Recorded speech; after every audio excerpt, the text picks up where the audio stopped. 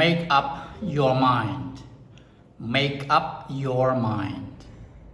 meaning to decide or to make a decision ចឹង make up your mind មានន័យថាសម្រេចចិត្តឬមួយក៏ធ្វើការសម្រេចចិត្តអូខេចឹងយើងអាចនិយាយថា make up your mind or make up my mind ក៏បាន make up her mind ក៏បាន make up his mind ក៏បានដែរអូខេយ៉ាចឹងមានន័យថា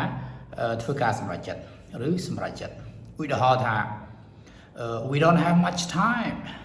please make up your mind យើងអត់មានពេលច្រើនទេសូមធ្វើការសម្រេចចិត្តទៅអូខេយ៉ាឧទាហរណ៍មួយទៀត